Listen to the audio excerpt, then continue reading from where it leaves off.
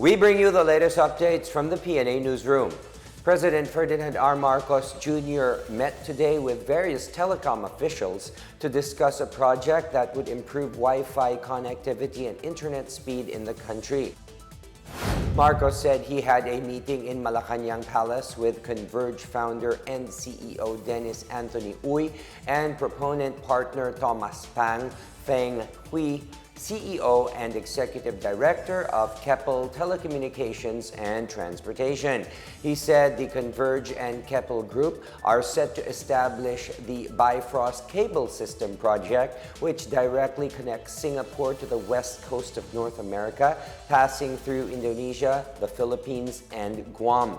The multiple fiber paired high-performance cable system will be the world's first subsea cable system and the largest high-speed transmission cable across the Pacific Ocean.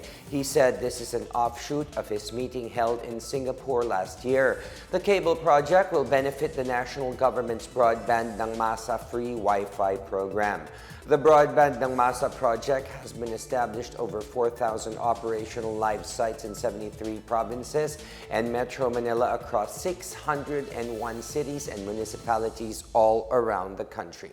I just finished a meeting with the Converge group who have tied up with the Keppel group to put in a submarine fiber optic cable from the west coast of the United States.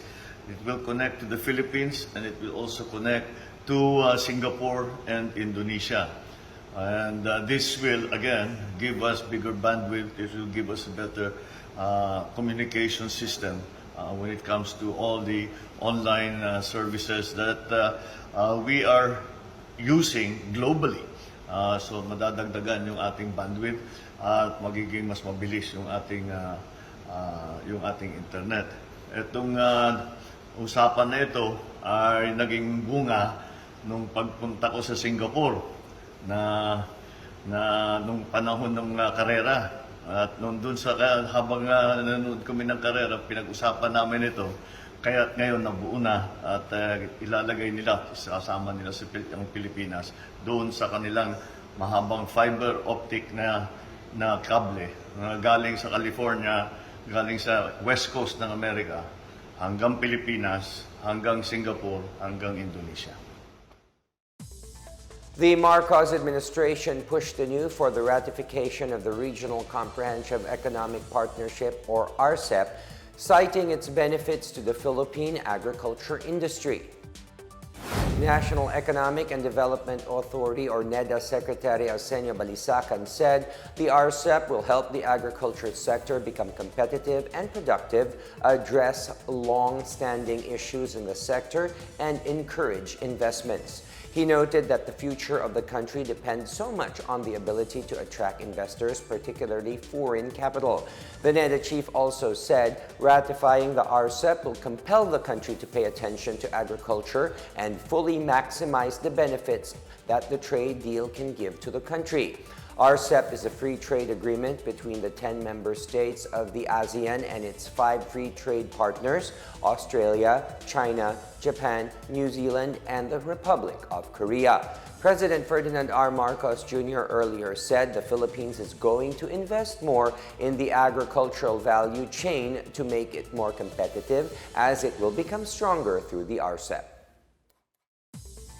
The Union of Local Authorities of the Philippines, or ULAP, has condemned recent attacks on elected local government officials, demanding for the victims to be given justice as soon as possible.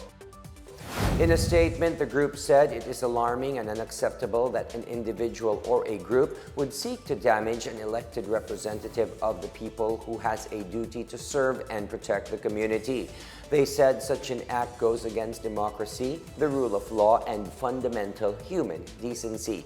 Vice Mayor Romel Alameda of Apari, Cagayan, and 5 of his companions were attacked and slain on Sunday in Bagabag, Nueva Vizcaya by unidentified persons, apparently clad in police uniforms and riding in a government car. It happened 3 days after an assassination attempt on Lanao del Sur Governor Mamintal Adyong Jr., resulting in the deaths of his escorts. Governor Adyong and a member of his staff were injured but survived the said attack.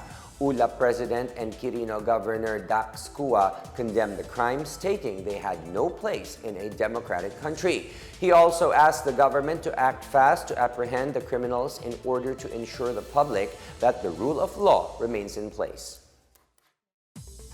The 40-day Lenten season will start tomorrow as Filipino faithful will gather for the observance of the Ash Wednesday.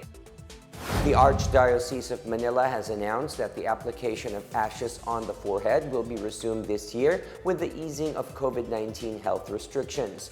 Meanwhile, the Catholic Bishops' Conference of the Philippines, or CBCP, said it would entrust the rules on the application of ashes to local priests. A circular dated February 14 also discouraged the self-imposition of ashes, which was allowed during the height of the COVID-19 pandemic. The Manila Archdiocese explained that receiving the ashes also calls for repentance to be truly reconciled with God and with one another. And that is the latest and the biggest stories from the Pna Newsroom. For more news content, visit our webpage or head on to the Philippine News Agency's Facebook and Twitter accounts. We are also shown on the pages of the Presidential Communications Office and on Radio Pilipinas RP1. I am William Theo. We tell stories that inspire change. Good evening, everyone.